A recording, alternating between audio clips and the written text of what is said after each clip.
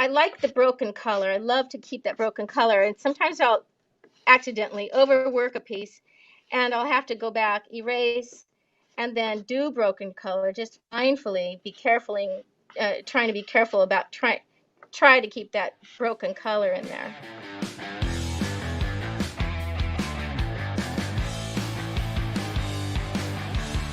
You won't believe what we've been through. You're about to learn about it. It's been a crazy morning, and we'll tell you about that in a couple of minutes. But our guest today is the incredible pastelist, Brenda Boylan. Brenda, welcome. Welcome, Eric. Thank you so much. We've had quite a time this morning. We have been just unable to get Brenda's camera and microphone to work.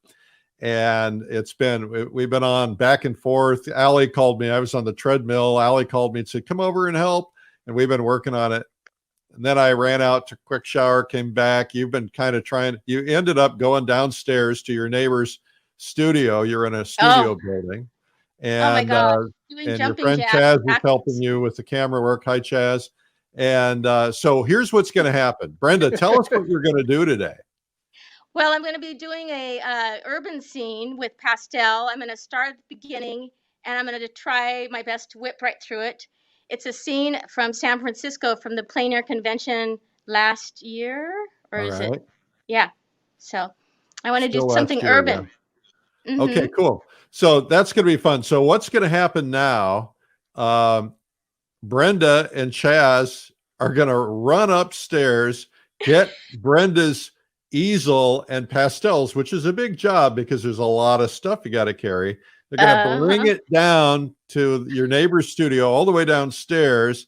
She's going to be out of breath when she comes back on, and I'm going to stall by making announcements. Are you ready? Good morning, everybody. I hope you can hear me. Our connection is spotty. We didn't get a sound check last week, so we're up against the wall right now, and I hope you can follow along as best as possible with me. If you can keep up with me. You sound great, and I'm impressed that you even have a black background. That's pretty impressive.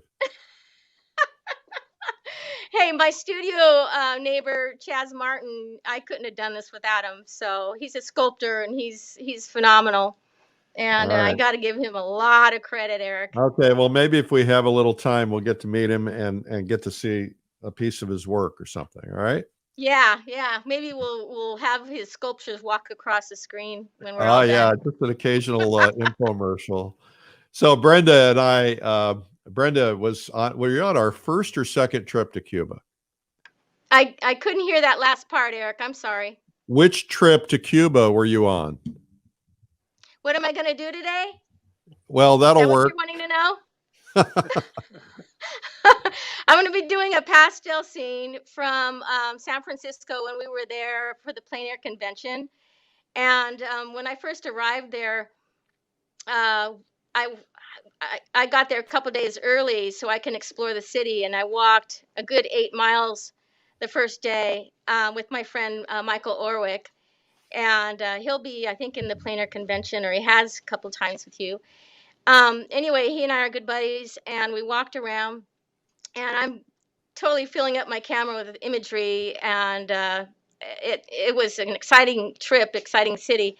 And so anyway, I'm going to do a urban scene from that trip. And because I had to move my easel, or my pop-up easel, into Chaz's studio, I don't have my reference photo. So I do have a sketch, and I know what I want to do in my mind, and so hopefully we can go from there. Now, hopefully I can hear you, Eric. All right, well, let's get started. Okay, all right. Where do I start? Anyway, here's my sketch, and that's a cable car. Actually, it's a trolley. At the final stop of in San Francisco, over by the wharf. And the trolley was this muted green color. I'm going to change the trolley to be red because the background will probably be grays and blues and greens. and I want to offset the trolley as being more the focal point. So I also put the trolley in an area, if you do like a tic-tac-toe on your scene, on your panel, then you put your focal point in one of the four crosshairs. So that's what I did with my trolley. It's hard doing this backwards. And I'm going to stick this next to my piece, hopefully here. And so what I did is I started out, let's see, can you see this? Does it need to be closer? All right. Hopefully, can you hear that? See that? Yep. A little bit closer. Okay. Zoom in a little bit more. All right. So, what I love to do is start out thin to thick, or start out with a thin marking of pastel. And I'm working on a sanded paper that's mounted, and the sanded paper is made by UArt. I love a coarse grade 320 to 400, maybe not 400, but mostly 320. And I know that Bill Cohn and Kim and all the other pastels that you've shared online like different types of substrates. I like the chewy kind. I like the coarseness of it. I love how the underneath colors, how the underpainting pokes through and peeks through and makes the ultimate color vibrate or mixes with the eye. So that's kind of where I come from with my work, is I like these layers, thin, transparent layers of pastel, and then I build up and add the harder, heavier marks. So that's where the excitement comes in, is towards the end, of course. So what I've done here is I've put just a sketch in, and I'm going to start out with, let's see, I think I have most of my colors down here. Let's see. And I use the side of my pastel like a paintbrush, like a flat brush, and I just applied in there very softly. And what Can I'm we going to zoom in do, a little closer to the canvas? can we? Okay. Let's get, how's that? Close. Yeah, we can't see part of it. Yeah, that's better. A little closer Oh, wouldn't hurt. okay. This table won't move. There's no room between the camera. Okay. All right. That works. We're gonna have to wing it, Eric, because that's how we're flying today. Okay. All right. So I have a little spray bottle. You can use an old hairspray bottle or a mister, and I fill it with a denatured alcohol. And I use alcohol when I'm plein air painting for pastels because the alcohol dries really quickly. So I'm going to spray this thin layer of pastel onto the sanded paper, and hopefully it'll spray correctly. It's not spraying correctly. It's dripping. Everything about today is going to be an experiment, obviously. Okay. So what I was trying to do here was put yellow into the sky because I want it to be a beautiful sunlit sky. And so I'm going to use a foam brush to blend that underpainting into the sky portion. And I'm starting with the lighter values first. And get that down in there. Okay, and then I'm going to go to, I put red into the area where the trees will be because I want the red to show and neutralize the green of the trees, which it'll be in the end. So you're kind of like planning this stuff out long before you hit the easel. If you plan, then you succeed. If you don't plan, then it just kind of falls apart. Any questions yet? You're doing a great job. I Can you hear am. me? Yeah, I can. I can hear you now. All right. So far, so good. Is this, what kind of pastel is this? Soft pastel? Yes, soft pastel, and soft pastel is made from pure pigment, and it's bound with gum tragacanth. And pastels are extremely pigment loaded. Uh, like oil or acrylic or watercolor, there's a binder in them, but in pastel we use just or pastels have very minimal binder, so it's pure pigment. And the more gum tragacanth that you put into your um, pastel pigment, then the harder the pastel will be. So for sketching, you can use the harder pastels, and then as you go on further into the piece, you use the softer ones. For me, I use soft all the way. Um, every artist has their unique way of creating. It's kind of like having your own signature. You learn how to write, you learn how to cursive, and then it becomes your own style. So that's what happens with art, and that's what I love about discovering pastels is that as you can tell, my work kind of goes all over the place with it, but you can tell the signature excitement in my work.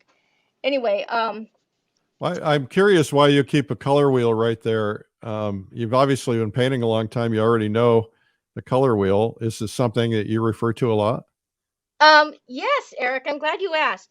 So this color wheel, what I do before I even start out with my work is I love color theory, and I'm not a theorist at all, but what I love to do is try to decide before I even start kicking into the painting what are my strongest colors in the painting. And I don't know why, but I love to have a complementary color scheme.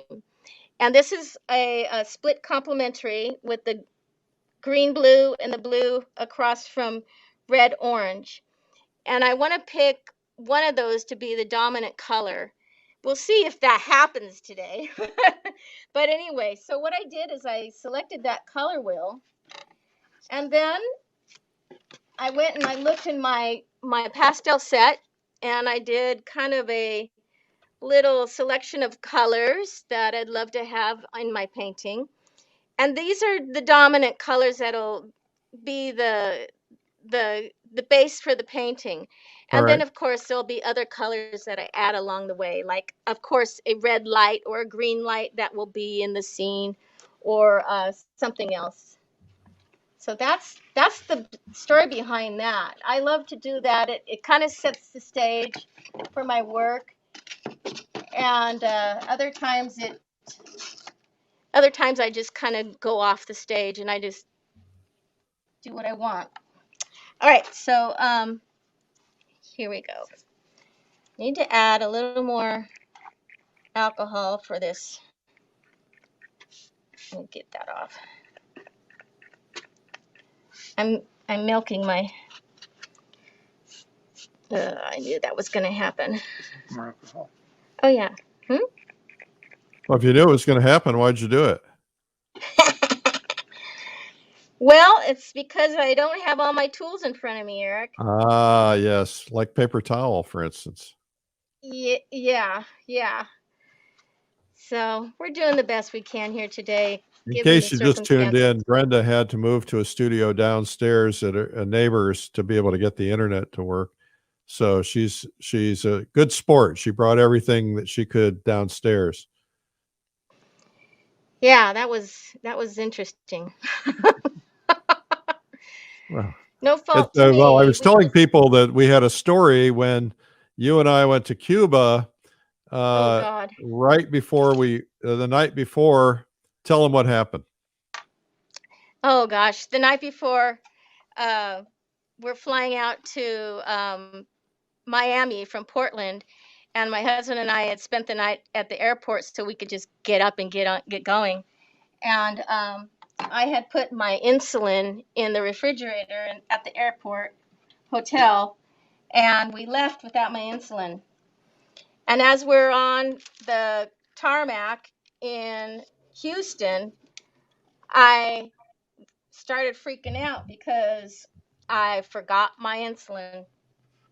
So as soon as we landed in Miami, we were on an emergency hunt for insulin because I am type 1 diabetic. And that would have been surely a mystery to handle Cuban insulin for me. So it was interesting. But you know what? There was no drama, right, Eric?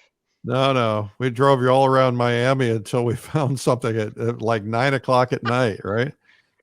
Yeah, I was exhausted by the time I got to Cuba because of the stress from all of that.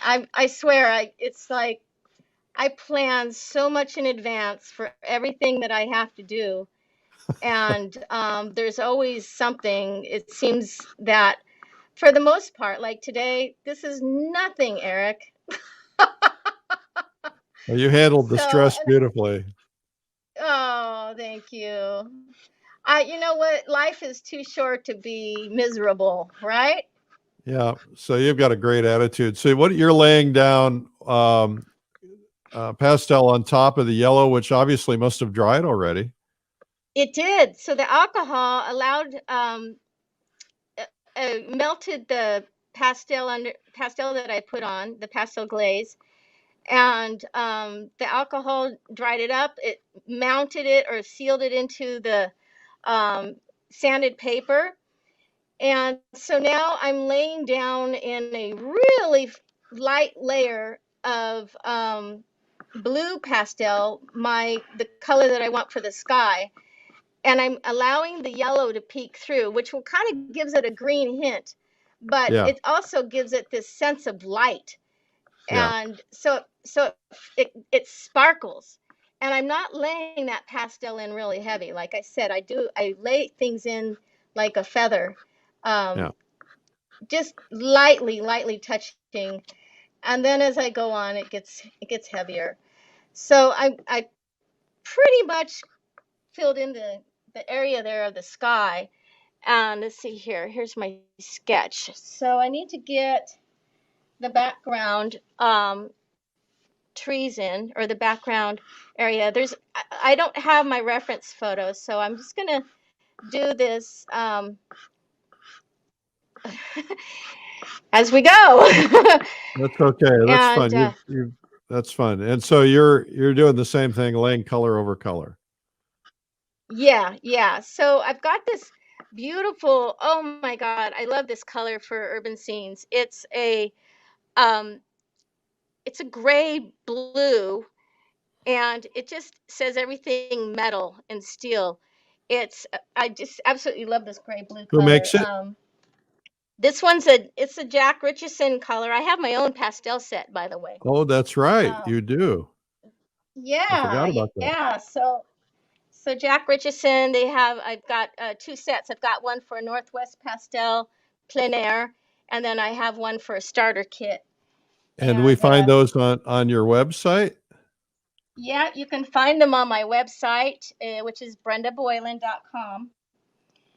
And We have it you on the can screen. find all the, yeah. So there is where I have my pastel sets. So thank you for allowing me to say that, Eric. There's a lot of competition out there. We're all in the same So family together. It's all right. yeah, Hey, we're I even working put it. my competitors on the air. I don't care. Oh, I have I wow. have a I have a sense of abundance. There's plenty for everybody. Yeah. And not everything is meant for everybody anyway. We're all individuals, so we have our own preferences, right? That's right. Uh-huh. Yeah. So, okay. So let's see here. So you've really made Get those another brush. vehicles stand out. Yeah. Um, I'm gonna just kind of like glaze in a couple of shapes in here, and I'm going to put in now that okay. So the background is dark, but I'm gonna put some of the sky color over this here with this blue, and this is where the layering fun starts to happen. So the sky influences, and the atmosphere is in between those trees in the distance, and where the viewer is. So trying to get this in nicely. So anyway, the sky color goes over that beautiful gray that I put in for the distant hill, and then I'm going to do that a little bit more with a gray over the green trees that are in the distance here, so it has that sense of atmosphere on them as well, and maybe even on this building, just a hint. That looks decent. How And fun. then I have, yeah, it's very forgiving medium.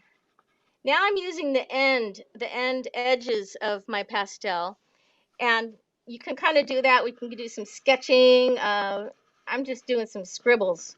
This is the highlight where the sun's hitting the top, and you can also use your finger to blend a little bit. What kind of paper is that? However, Is that a sandpaper?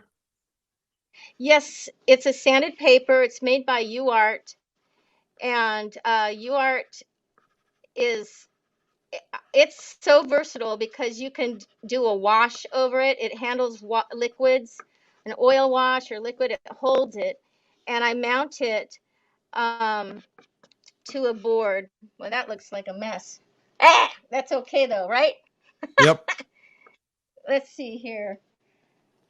I'm gonna Somebody said your reshape. pastels are on sale right now. You must have a Christmas They special. are. Oh yeah, yeah. And I've gotten a lot of great feedback from my students in the past. They say that they absolutely love them. So no kidding you.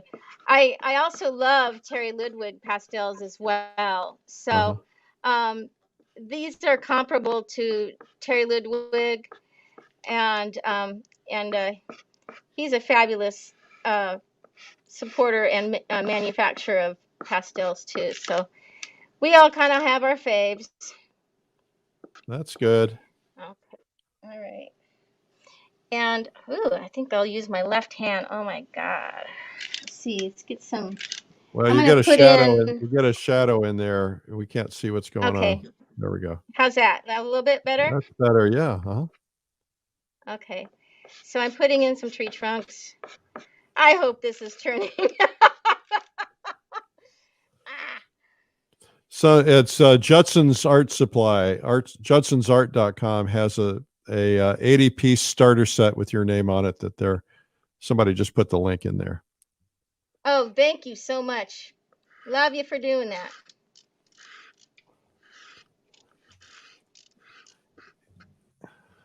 So in this area here, in the original image, there were people walking on the sidewalk here. So I have to remember, I'm going to have to dust that off. So if you have an area that you've put pastel on and you want to remove it, you can take your foam brush, your dry one, Is that just which one of the mine is foam not dry brushes that anymore. you'd pick up at a paint store?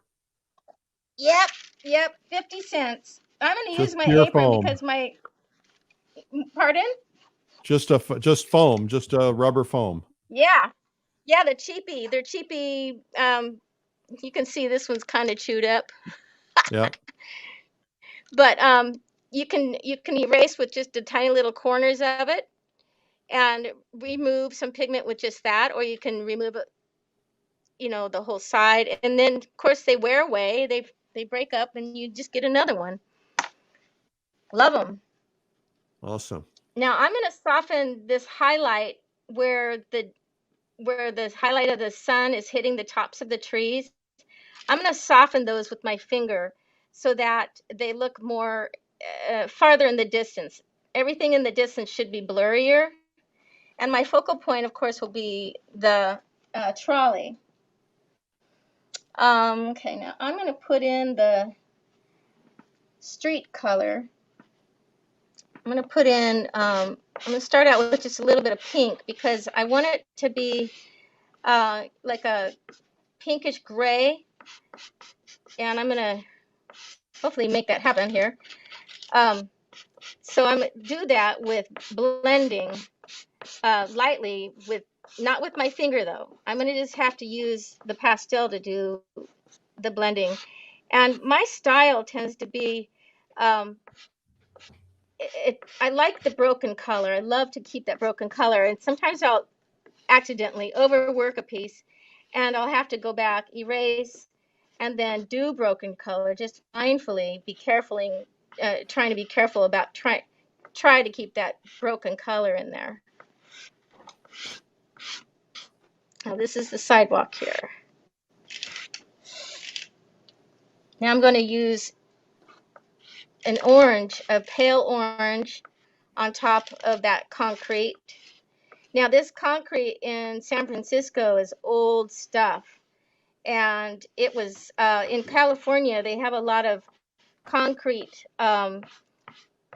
roads instead of asphalt. For some reason, they have concrete instead, which gives it a whole different kind of It has ambiance. something to do with earthquakes. I don't know. Oh boy. I grew up in California, so I know what that's all about. Okay. Here's a tool that I use when I'm plein air painting. I get one of these little plastic T-squares, and they're lightweight, and I put it on the top of this so I can get my angles correct. You see how that runs? Sometimes you don't really have to worry too much about the angle of anything, but for the street poles, I'm going to go ahead and fill these in. Well, and if you're putting something in a up. frame, if it's not straight, it's going to stand out. Yeah, but it also, if your style is to be a little lopsided, like I tend to be, I let things just happen. It just depends on where I'm at with my work, and where I'm at physically, the energy. As you can see, this just looks so unfinished right here, but I'm going to try and get this in just to give that. You have to line that up. And actually, I think these poles were a little uneven. Let's see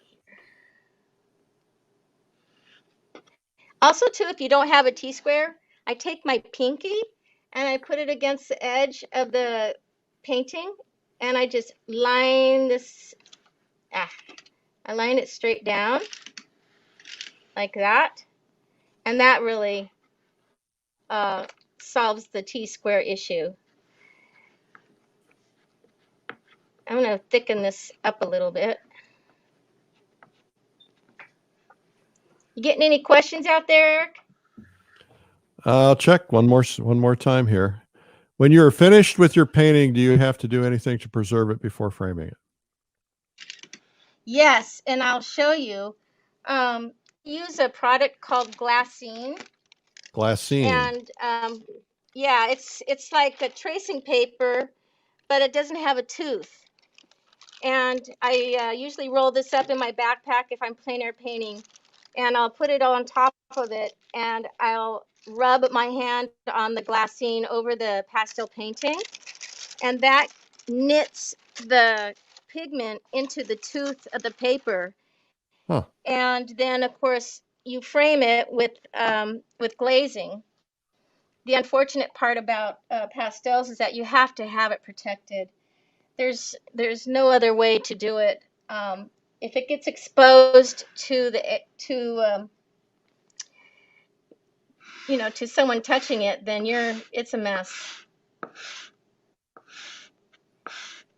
I was talking to a friend yesterday who owns 2 John Singer Sargent paintings, and we were talking because he was asking my advice on what to do, because some kid visiting his house poked one of them with his fingers and left indentations on it.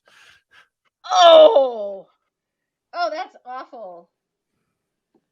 What'd you tell Thankfully, him? it did. Thankfully, it's just a matter of spraying the back with a water bottle to make the dimples go out, I think. But got to do it Yeah, with a that's right. proper restorer when you're talking about $1 million painting. Yeah, boy, I bet he's not going to be invited back to his house. I've had that Remember when happen. Johnny came over?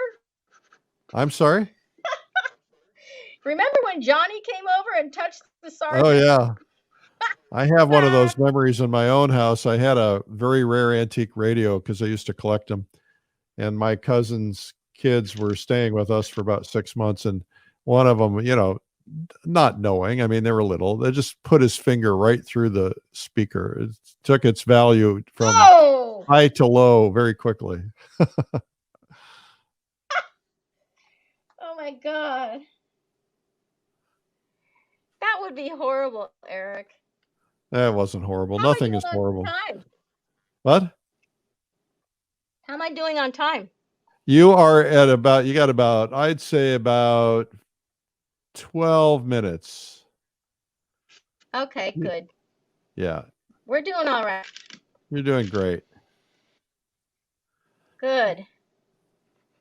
So what are you doing now? Now, like I said, I'm doing this from memory.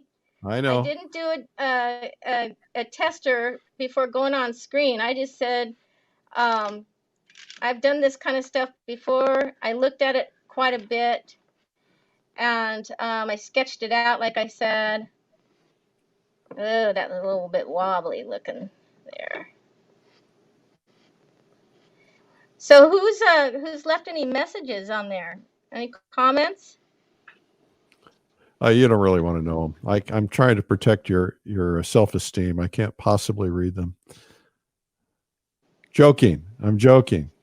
Yeah. Hi from Italy, from Elisso. What do you use for glazing over pastel? You just glass? Is it non-glare glass? Yeah, clear glass. I love to use an archival museum glass, or there's another product. Oh, I can't remember the name of it off the top of my head right now. Do you use a fixative when you are done with the painting? No, I don't like fixatives because for me they lose it may help your pastel loses its glisten, and that's just like the beautiful part of pastel is that glisten, and what it does is it just melts it. The fix melts it, but some artists they prefer it, and some artists don't. I don't. I don't like the fix. Yeah, so it would be And similar to when you spray the alcohol on the yellow. It kind of puts it into the pores of the paper. yes, exactly. And that's not like a real good thing. You don't really want that to happen with your pastels, because I mean, who's the I'm failing on my words right now. The artist who help me here, Eric. I don't know what you're talking about. I'd help you if I knew what you were talking about. The artist, God, I'm totally blanking on him. Anyway, they didn't have fix back then. So, you're talking about a historic artist. Yeah. Yes, exactly. So I'm trying to put that shine down, that sheen down on this.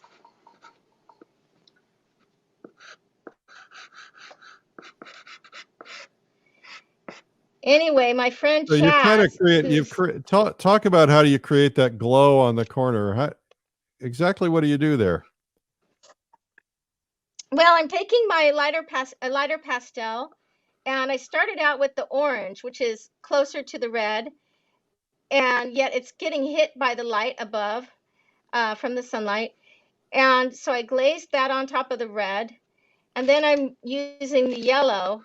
And then where the highlight is going to be, I am going to put a yellow there, right here.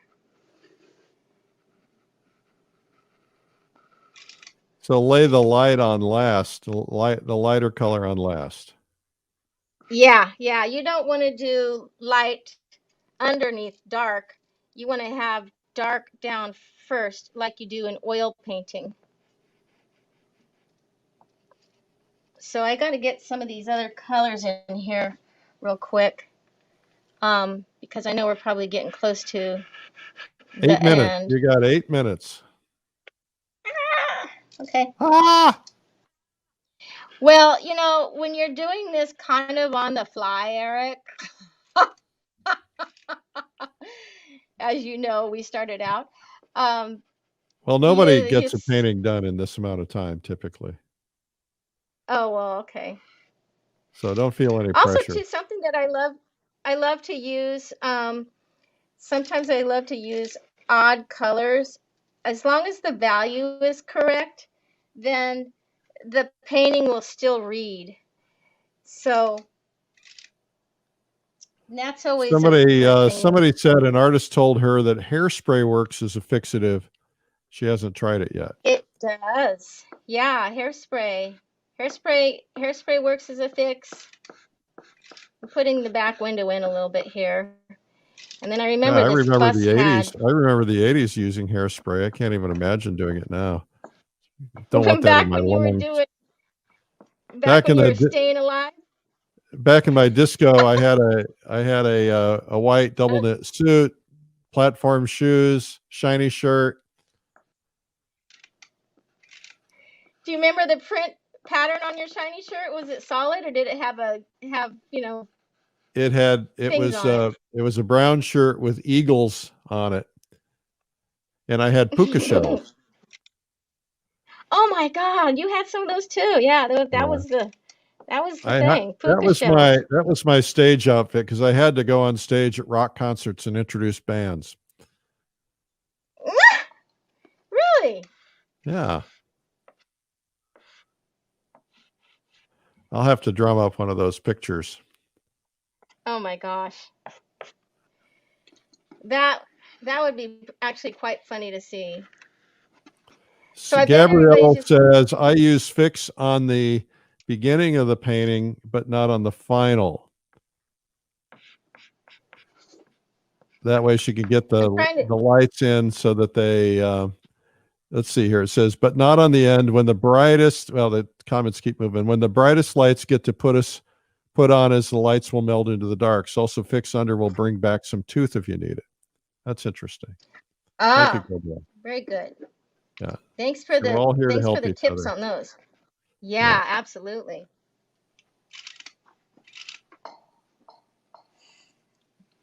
Well, I don't have my my pastel pencil set here with me because we moved studios. Yeah. But I'm going to, let's see here. I know that the trolley has this thing right here, and it connects. It's amazing you're doing my, this from no reference photo. well, it is what it is. I'm gonna have that line fade away. Oh, you have a drawing there. I see that. Yeah, so that helps. Yeah, my sketch helps. You want that line to Thankfully. fade away so you don't take them off the edge of the painting.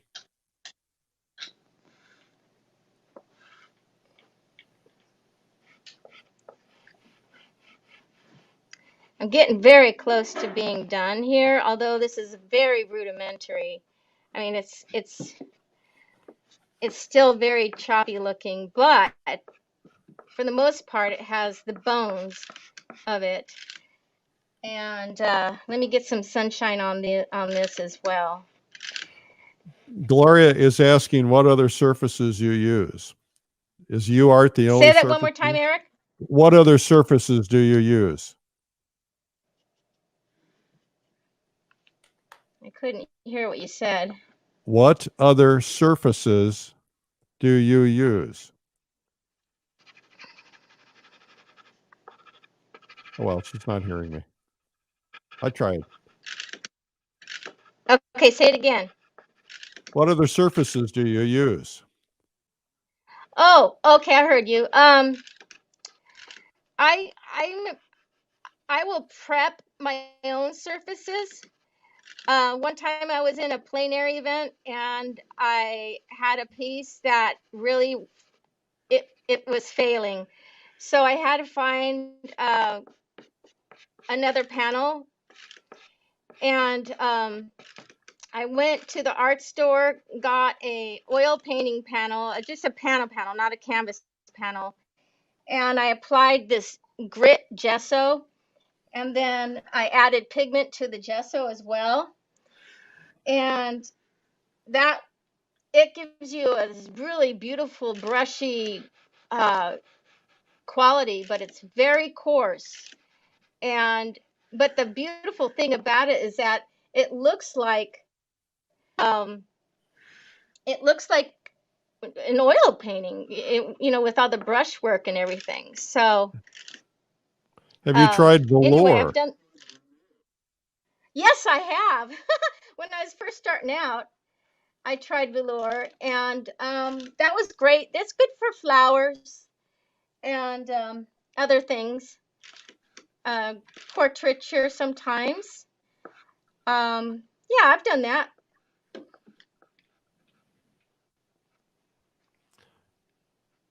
Well, we're going to wrap up in 2 minutes. Okay. No pressure. It's looking good, though. Amazing what you pulled off here. I don't know, Eric. You know, going into this, I was like nervous the week prior, but when I woke up today, I was doing all right. I'd already unpsyched myself out. So, being live on this stuff, it's not easy. I don't know Well, how there's you no do it. reason to be nervous. There's only, by the end of the day, only 10, 12,000 people watching. It's not like Thanks. there's a million. Oh, well, gosh. I'm just so glad you guys are all watching out there, out in internet land. Internet land. Yeah, internet land, online land, whatever you call it. I'm very loose with all of this, It's looking as you great. can tell. Okay. Well, why don't you come back on camera and we'll say a quick goodbye. Goodbye. You did a terrific job there. How about applause? Thanks, Eric. Thumbs up and applause for Brenda Boylan. Brenda, your Thank you, website is Eric, so much. brendaboylan.com, and we can get your pastels there or from various art suppliers that sell Jack Richardson pastels, right? I think who was it just put something in there about one of the suppliers? I can't remember which one it was. Anyway. Yeah, Jack Richardson and no, not Jack Richardson. That's the manufacturer. But Judson's, and I think it's I can't remember. Yeah. Sorry. Judson's Art Anyway, also Supply. too. Yes, thank you, and there's two links on my website in the shop, on the shop link. And also too, I want to mention that I have a couple galleries that represent my work: the Mission Gallery in Utah and our Elements Gallery in Newberg, Oregon. So please go out and buy art. Buy art. Yes, we all need to sell art right now, don't we? Yes, we do. And actually, it's like buying your favorite friend, and they're with no back. It's great to have real work in your home. It brings a sense of peace in your home. If That's you right. ever have your own original art,